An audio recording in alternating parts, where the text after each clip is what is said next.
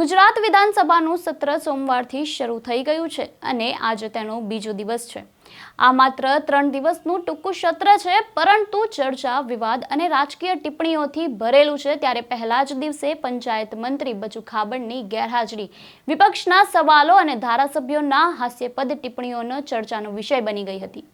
ત્યારે બપોરના 12 વાગ્યાથી આ સત્ર શરૂ થયું હતું। ત્યારે આજે પણ 12 વાગે જ સત્રની કાર્યવાહી શરૂ થશે અને હંમેશાની જેમ પહેલો ભાગ રહેશે પ્રશ્નોત્તરી કાળનો, જ્યાં ધારાસભ્યો સરકાર સામે લોકોને લગતા તાત્કાલિક પ્રશ્નો ઊભા કરશે।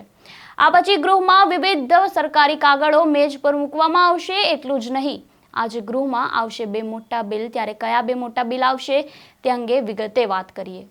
વૈષ્ણવજન તો તેને કહીએ જે પીડ પરાઈ જાનાને રે। નમસ્કાર, હું આપની સાથે પ્રિયા નાયક, આપનું નવજીવન ન્યૂઝમાં સ્વાગત છે। મુખ્યમંત્રી ભૂપેન્દ્ર પટેલ તાજેતરમાં જ પૂર્ણ થયેલા ઓપરેશન સિંદૂર પર અભિનંદન પ્રસ્તાવ રજૂ કરવાના છે, જે દરમિયાન સમગ્ર ગૃહમાં દેશભક્તિનો માહોલ સર્જાઈ શકવાની સંભાવના છે।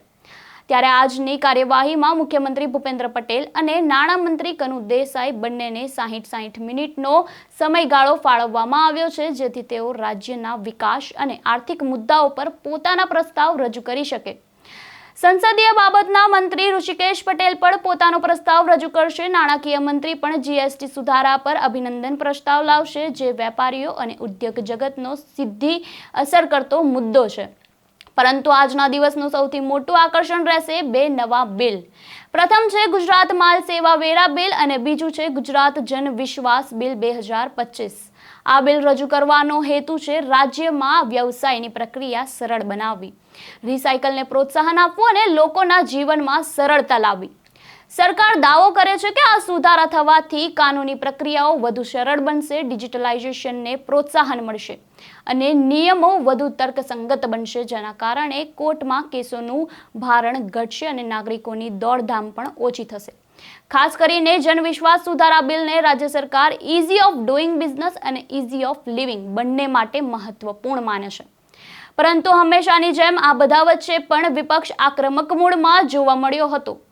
મનરેગા કૌભાંડ, કાયદો અને વ્યવસ્થાની સ્થિતિ અને ખાસ કરીને બસમાર રસ્તા જેવા મુદ્દાઓ પર વિપક્ષે સરકારનો ઘેરાવ કરવાનો પ્રયાસ કર્યો હતો।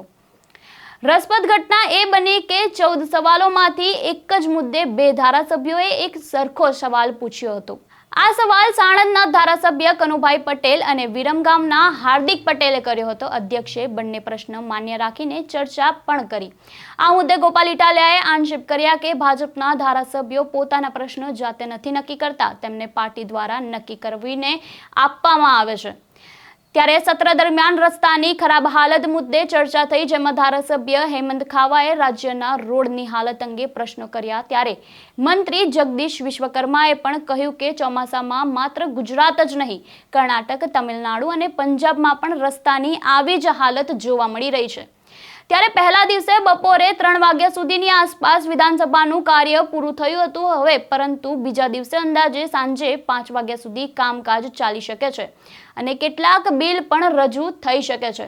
આથી સ્પષ્ટ છે કે આજનો દિવસ ગુજરાત વિધાનસભા માટે અત્યંત મહત્વનો રહેશે, કારણ કે આજે રજૂ થનાર આ પ્રસ્તાવો અને બિલો રાજ્યના ઉદ્યોગો, વેપારો અને સામાન્ય નાગરિકોના રોજિંદા જીવનમાં સીધો ફેરફાર લાવી શકે છે।